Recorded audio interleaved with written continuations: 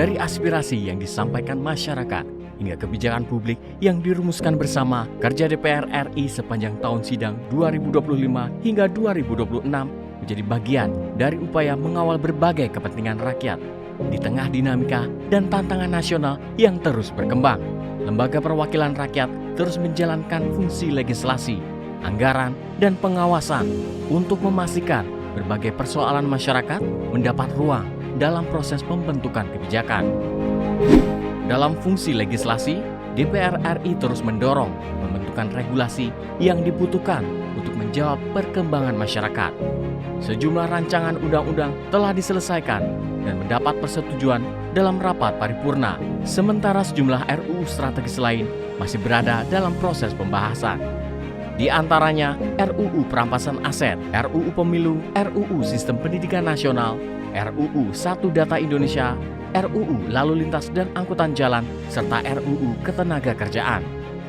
Pembahasan berbagai RUU tersebut menunjukkan fungsi legislasi tidak hanya berorientasi pada jumlah produk hukum, tetapi juga pada substansi dan kebutuhan masyarakat yang terus berkembang. Evaluasi dan penyesuaian program legislasi nasional juga terus dilakukan agar prioritas pembentukan undang-undang dapat menyesuaikan dengan kebutuhan dan perkembangan nasional.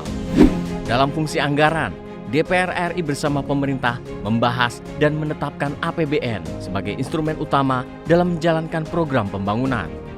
APBN 2026 jadi salah satu hasil pembahasan tersebut dengan anggaran yang diarahkan untuk membiayai berbagai kebutuhan negara. Namun, penetapan anggaran bukanlah akhir dari fungsi anggaran. Penggunaan anggaran negara tetap perlu diawasi agar program pemerintah dapat berjalan secara efektif, transparan, dan memberikan manfaat bagi masyarakat.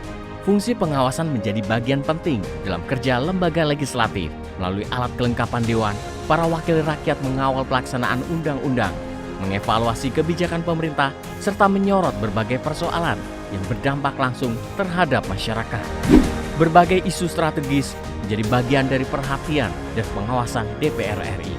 Pengawasan tidak hanya dilakukan melalui rapat di kompleks parlemen, tetapi juga melalui kunjungan kerja dan penyerapan informasi langsung dari lapangan. Sepanjang masa reses, anggota DPR RI turun langsung menemui konstituen di daerah pemilihan. Berbagai aspirasi yang disampaikan masyarakat, mulai dari infrastruktur, pendidikan, kesehatan, ketenaga kerjaan, hingga persoalan petani, nelayan, dan pekerja informal menjadi bahan masukan dalam kerja kelembagaan. Saluran aspirasi masyarakat juga diperkuat melalui Badan Aspirasi Masyarakat DPR RI. Berbagai pengaduan masyarakat, termasuk persoalan agraria, ketenaga kerjaan, dan permasalahan P3K jadi bagian dari aspirasi yang diterima dan ditindaklanjuti sesuai kewenangan. Kerja DPR RI juga berlangsung di panggung internasional melalui diplomasi parlemen. Melalui Badan Kerjasama Antar Parlemen, DPR RI terus memperkuat hubungan dengan parlemen negara-negara sahabat serta mengangkat berbagai kepentingan Indonesia dalam forum internasional. Pada Juli 2026, DPR RI juga menerima kunjungan kenegaraan Perdana Menteri India Narendra Modi serta menjadi tuan rumah dan pemegang presidensi sidang ke-17 Kaukus AIPA. Langkah ini meneguhkan peran Indonesia dalam memperkuat kerjasama antar parlemen serta menjaga sentralitas ASEAN di tengah tantangan global.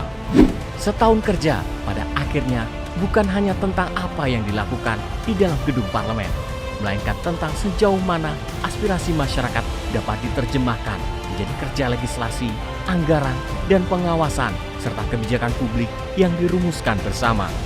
Kerja perwakilan rakyat adalah proses yang terus berjalan karena tantangan masyarakat juga terus berubah. Setahun kerja DPR RI menjadi bagian dari upaya mengawal aspirasi, memperkuat akuntabilitas kebijakan, dan memastikan kehadiran negara semakin dirasakan masyarakat. Dari gedung perwakilan rakyat, kerja itu akan terus berlanjut, mengawal aspirasi, merumuskan kebijakan bersama, dan menjaga agar setiap keputusan tetap berorientasi pada kepentingan rakyat dan kemajuan Indonesia. Tim Redaksi TVR Parlemen melaporkan.